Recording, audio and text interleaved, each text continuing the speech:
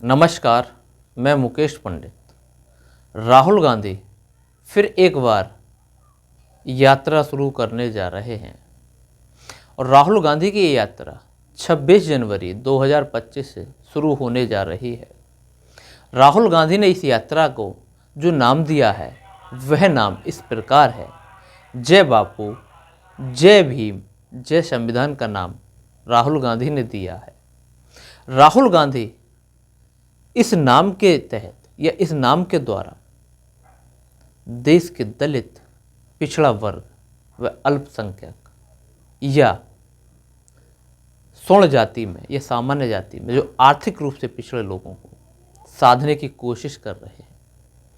मगर राहुल गांधी की इस यात्रा से पहले राहुल गांधी के गिरफ्तार होने की संभावना अधिक है और प्रबल बनी हुई है, या फिर ये कहें कि 26 जनवरी से पहले राहुल गांधी जेल जा सकते हैं। ये संभावना बनी हुई है। ये संभावना क्यों और कैसे बनी हुई है? दिल्ली से 2000 किलोमीटर की दूरी पर असम के गुवाहाटी के पानवाला पुलिस स्टेशन में राहुल गांधी के खिलाफ एक मुकदमा दर्ज किया गया, एक एफआईआर दर्ज की गई है। वो एफआईआर किस मामले को लेकर दर्ज की गई है, यह कब क्या कहानी घटित हुई जो कि राहुल गांधी के खिलाफ असम में जाकर दिल्ली से 2000 किलोमीटर दूर मुकदमा दर्ज किया गया। क्यों दिल्ली से 2000 किलोमीटर की दूरी? 15 जनवरी को कांग्रेस मुख्यालय का उद्घाटन हुआ था, जिसका नाम इंदिरा भवन था या जिसका पता कोटला रोड के नाम से जाना जाता है। वहाँ राहुल गांधी ने एक बयान दिया था या एक जो भाषण दिया था या जो मंच पर जो बात कही थी, वहाँ राहुल गांधी ने कहा था कि जो लड़ाई है वो बीजेपी आरएसएस के साथ साथ इंडिया स्टेट से भी है, यानी कि भारतीय राज्य से है। राहुल गांधी ने ये भी कहा कि जो ये लड़ाई है वो बीजेपी ने जो कि आज के समय में हर संगठन पर या हर एक संगठन, सरकारी संगठन पर कब्जा कर रखा है। वो ईडी हो, सीबीआई हो, चाहे न्यायपालिका हो या मीडिया ही क्यों ना हो। इन सब को मद्देनजर रखते हुए राहुल गांधी ने ये सब बातें जब कहीं, राहुल गांधी ने कहा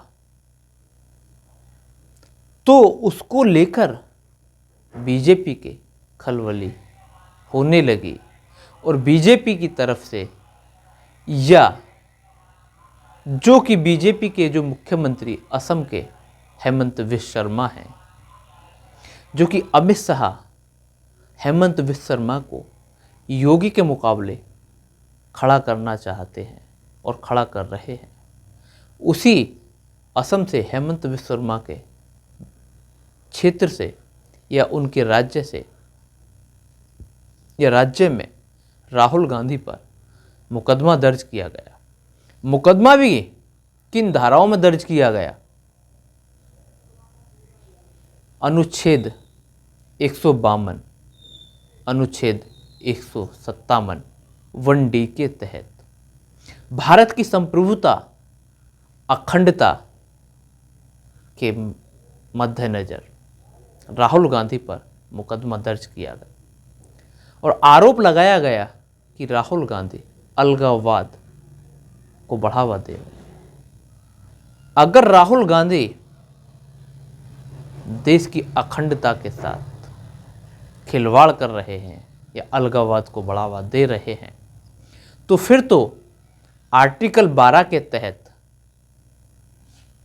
मोदी हो या योगी हो या अमित शाह हो या फिर हेमंत विश्व शर्मा ही क्यों ना हो, इनके साथ अनेकों नेता फिर तो जेल में जाएंगे।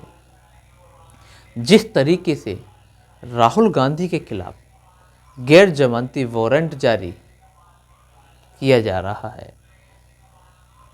या फिर ये कहें कि राहुल गांधी की जो यात्रा शुरू हो रही है जय बापू, जय भीम और जय संविधान की, जो कि राहुल गांधी ने भारत जोड़ो यात्रा हो या फिर भारत जोड़ो न्याय यात्रा के द्वारा जो एक पॉपुलरिटी पाई है, या जो अपने आप को कमबैक किया है, या फिर राजनीति में अपना वर्चस्व बनाया है, क्या उससे बीजेपी बौखलाई हुई है, यह घबराई हुई है, या फिर राहुल गांधी की इस यात्रा से या जय भीम या जय संविधान से बीजेपी को कहीं दलित या पिछड़ा वर्ग का डर तो नहीं सता रहा कि ये हाथ से निकल जाएगा? क्या इसी को रोकने के लिए बीजेपी ने राहुल गांधी के खिलाफ ये साजिश रची है? क्योंकि ये साजिश इसलिए कह सकते हैं जय भीम और जय संविधान की बात को, क्योंकि जिस समय अमित शाह ने भरी संसद में बाबा साहब का अपमान किया था, तो उस समय जब कांग्रेस उग्र थी या कांग्रेस आक्रामक थी, तो उस मामले को किस तरीके से दबाया गया, बीजेपी ने किस तरीके से अपने 2 सांसदों को आगे करके और राहुल गांधी पर मुकदमा दर्ज कराया, जो कि 307 जैसे धारा का उपयोग किया गया। उस समय भी 2 दिन के भीतर जय भीम वाले मामले को या अंबेडकर के मामले को या बाबा साहब के मामले को मीडिया से गायब कर दिया गया। 2 दिन के भीतर सब कुछ बीजेपी ने मैनेज कर लिया।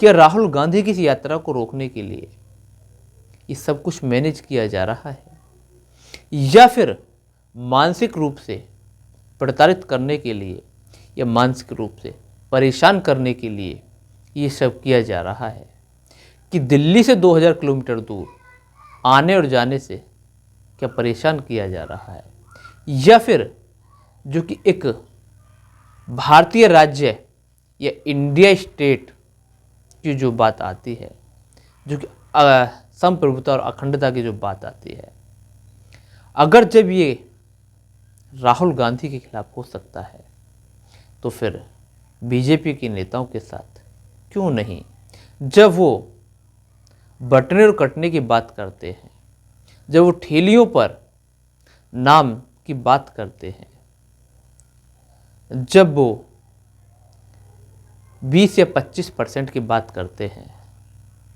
या फिर वो जाट नॉन जाट की बात करते हैं, या फिर किसी विशेष जाति को दंगाई या लाल टोपी के नाम से बात करते हैं, तो क्या फिर वो देश में अलगाववाद नहीं फैला रहे, या फिर देश में की अखंडता को खतरा नहीं है, या देश की संप्रभुता को खतरा नहीं है, या फिर जिस तरीके से या जिस धाराओं का प्रयोग किया जा रहा है या किया गया है, क्या ये बीजेपी के नेताओं पर लागू नहीं होती हैं?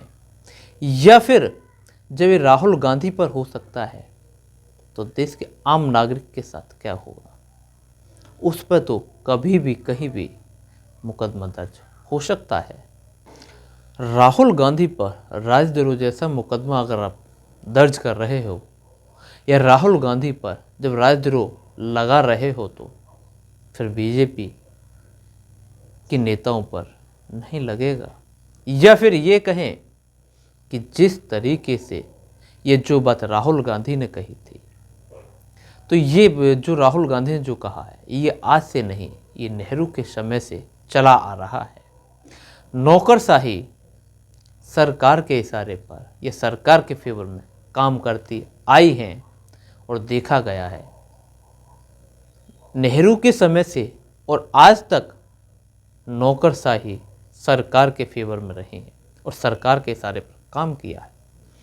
मगर ये 2014 के बाद ही देखने को मिला है कि नौकरशाही काम तो करती है सरकार के इशारे पर, मगर 2014 के बाद से तो विपक्ष के नेताओं पर या राजनीतिक विरोधियों पर एक दुश्मन की तरह या एक अपने शत्रु की तरह या दुश्मन की तरह उनके खिलाफ साजिशें रचना, यह मुकदमा दर्ज करना, ये 2014 से पहले नहीं था।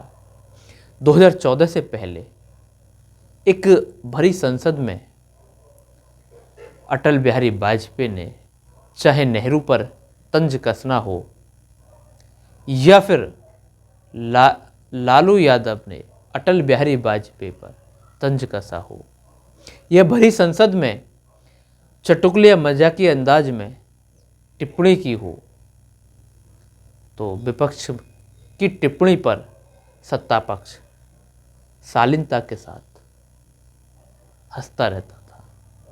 पर आज के समय में अगर विपक्ष कुछ कहता भी है तो पहले तो बोलने नहीं दिया जाता, और उसके बाद कभी कोई बोल भी पाता है तो उस समय सत्ता पक्ष की नज़रें क्या कहती हैं?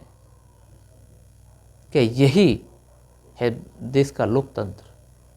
क्या यही देश की संप्रभुता है? क्या भरी संसद में एक सांसद पर टिप्पणी करता है, यही देश की संप्रभुता है? क्या ये अलगाववाद नहीं है? क्या एक विधानसभा के चुनाव में एक प्रत्याशी एक महिला सांसद पर या ये कहीं प्रियंका गांधी पर अभद्र टिप्पणी करता है, यही संप्रभुता है? यही है देश की संप्रभुता? क्या वो अलगाववाद नहीं फैला रहा है? क्या उस पर राजद्रोह मुकदमा नहीं दर्ज होना चाहिए? क्या उस पर अनुच्छेद 152 और 157 के तहत मुकदमा दर्ज नहीं होना चाहिए? क्या अगर देश की सच्चाई को उजागर करना राजद्रोह है तो फिर तो ये किसी पर भी हो सकता है, किसी पर भी हो सकता है। अगर ये कहना कि नौकरशाही सरकार के इशारे पर काम करती है तो इसमें क्या गलत है? क्या नेहरू के समय से आज तक नौकरशाही सरकार के इशारे पर काम नहीं कर रही? तो इसमें क्या गलत कह दिया? जय हिंद, जय भारत।